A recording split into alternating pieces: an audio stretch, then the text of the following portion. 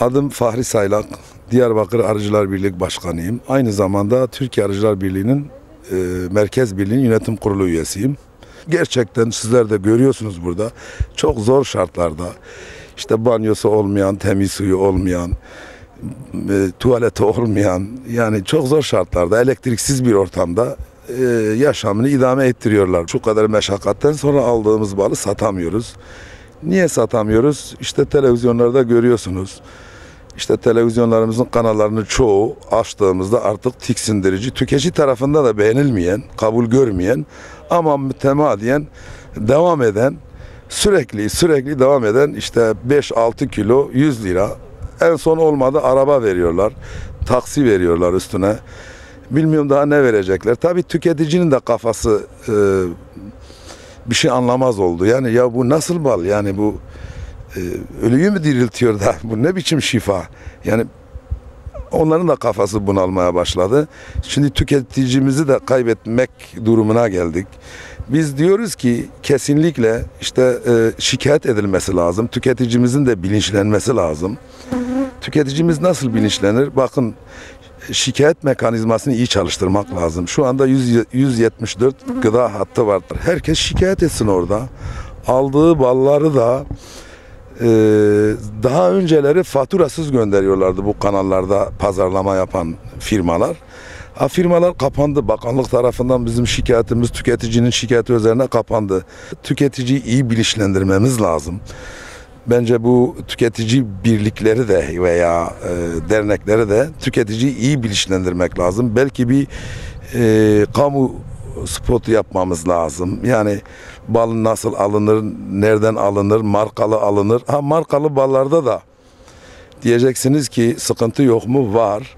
Ama bakanlığımız daha geçen hafta 30 tane firmayı yine halka şikayet etti, bildirdi. İsimlerini herkese duyurdu. Bunlar sahtekarlık yaptığını, o firmalara gerekli cezalar verildiğini. Yani tabii ki devletten bekleyeceğiz ama biz tüketiciler olarak da, biz birlikler olarak da, biz arıcı olarak da bence kamuya yardımcı olmamız lazım. Tarım Bakanlığı'nın yayınlamış olduğu bir bal kodeksi var. Gıda kodeksi var. O kodekse uygun olan ballar kavanozlanıp mağazalarda, büyük marketlerde satılan ballardır. Onlar alındığı zaman, satın alındığı zaman, tüketici onu aldığı zaman bunu rahatlıkla şikayet edebiliyor. Zaten bakanlık da bunları teşhir ediyor zaten. Yani bozuk çıktıkları zaman veya bal kodeksine uygun olmadığı zaman. Ama sağda, solda, cami önünde kaçak kuçuk yaptığı zaman bunun şikayet etme imkanımız da olmuyor. Ne birliğin olabiliyor ne de kamunun, Tarım Bakanlığı'nın buna bir yaptırım gücü çok az oluyor. Çünkü sonuçta kaçak satıyor. Tüketicimiz de bilinçli olması lazım. Bunu ya birliklerin, mesela biz birlikler olarak bal evleri kurduk. 18 tane birliğimiz Türkiye'de, 80 tane birliğimiz var. Yani her ilde birliğimiz var. Şu anda 18-20'ye yakın, 20 tane oldu galiba. Bal evini kuran birliklerimiz var. Şimdi onları da rahatlıkla alabilirler. Veya diğer firmaların da Tarım Bakanlığı'nın bünyesinde, yani denetimine tabi olan, ruhsatı olan, bal dolum tesisi olan firmaların ballarını alırlarsa bir sıkıntı yaşanmaz. Çünkü gıda kodeksine uygun olmayan bir balın orada satılması yasak. Büyük cezalar var. İşte teşhir edilen firmalar var ki bunlar kapatıldı. Yani artık o firma satamaz. Bundan daha büyük ceza olabilir mi? Yani maddi cezadan çok, bence bu çok büyük bir ceza.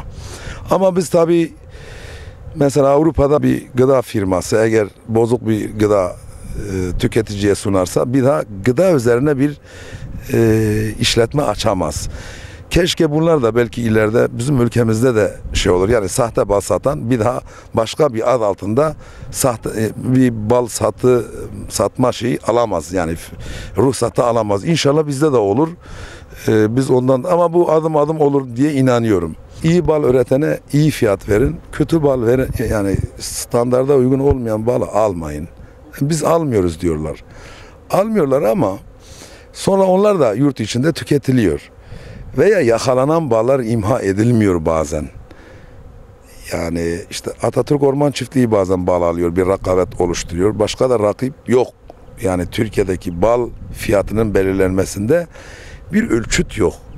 İşte bal çok fazla ise bu yıl mesela 2013 yılı iyi bir bal sezonumuzdu. Ballarımız çok hepsi elimizde kaldı. Satamadık. 84 bin ton civarında Tarım Bakanlığı istatistiklerine göre 2012 yılında 84 bin ton bir bal üretimimiz oldu. Türkiye'de bir orijin bal kodeksini bulmamız lazım. Hangi bal kodeksi ne olmalıdır belirleyebilirsek belki bu balların pazarlamasında bu kadar sıkıntı çekmeyebiliriz. Biz de üreticilerimizi aslında yapmak istiyoruz. Ben geçen gün bakanlıktaki toplantıda da söyledim. Dedim ki yani bir üreticimiz sahte yapabilir. Biz de öz eleştiri yapabiliriz birlikler olarak. Üreticilerimiz de yanlış yapabilirler.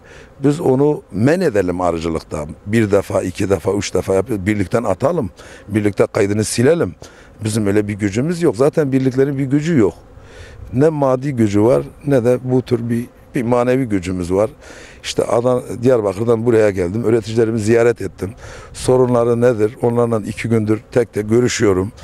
Geçen seneki gibi o ilaç ölümleri olmasın diye şimdiden tedbirler almaya gayret ediyoruz.